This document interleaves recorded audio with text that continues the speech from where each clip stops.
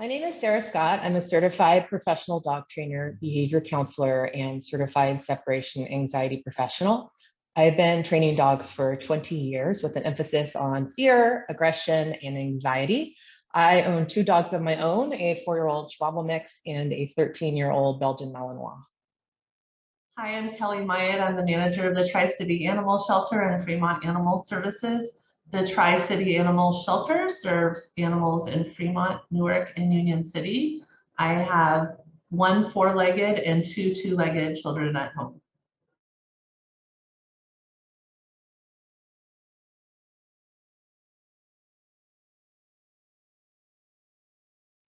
Well, I experience this on a daily basis with my own dog. So I try to have a routine when I come home. And so he knows what to expect with me, whether it's going to be a walk or we're going to throw the ball or he's going to get a squeaky toy or a stuffed Kong. And I just try to have as much routine and downtime with him when I get in the door as possible.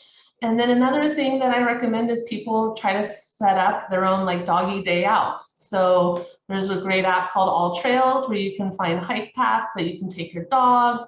Here in the Tri-City area, it's not too far away to take your dog to the beach. You can go to dog parks, but just make sure that your dog likes being at the dog park and really observe their behavior there to make sure it's something that they find as enjoyable as we do sometimes as humans being at the dog park.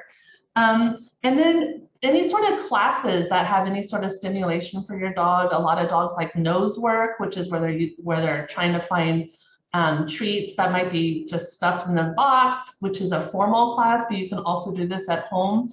My children and I do it frequently. We'll take like an empty pasta box and put them all over the backyard with treats in them and turn different ways so that our dog can sniff out the treats. And we get a lot of joy out of that. So just finding the time when you get home to really experience the joy of dog ownership. Sarah, do you have any ideas about this? Sure. So the thing with separation anxiety is it's the same exact thing that your dog's experiencing, which you might be experiencing, right? So first understand it's coming from the same place. It's coming from a lack of practice about actually separating from your dog. So I would recommend the exact same thing that we would do to help your dog through that anxiety, which is systematic desensitization. What we mean is that we're going to expose your dog to their stressor at a very minimal level that they can handle. And then over time, we'll increase that until the dog is no longer showing a stress response. Here's the thing about training. Let's say I'm going to practice leaving my dog home alone for 5 minutes, and that's a duration that they're comfortable with. I'm also practicing dealing with my separation anxiety because I am leaving for 5 minutes at the same time. So I can be gradually desensitizing my dog to departures. You could be doing the same technique with yourself essentially, right? So you just be building up that length of time that you guys would separate. And again, anxiety is an anxiety. It works the same, very similar way in the human brain and in a dog brain. And so you could very much apply the same technique and help both of you guys calm yourself down quite a bit, right? Yeah, and you know, people talk a lot about webcams and stuff, watching their dog at home. What do you think about the products that are out there right now that allow you to even interact with your dog when you're not home?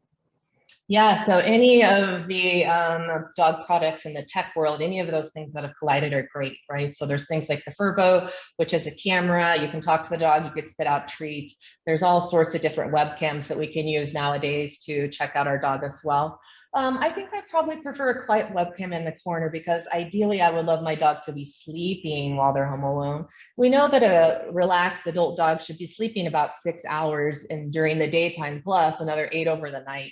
So instead of encouraging my dog to be active or to need, let's say, a robotic babysitter, I want my dog to be napping, right? And so if I just put a quiet little webcam in the corner, I can check in and make sure that what they're mostly doing is relaxing, sleeping, resting, and I can check in and make sure that, you know, what they're doing is going to be working toward my goals of them ultimately being very comfortable left home during the day.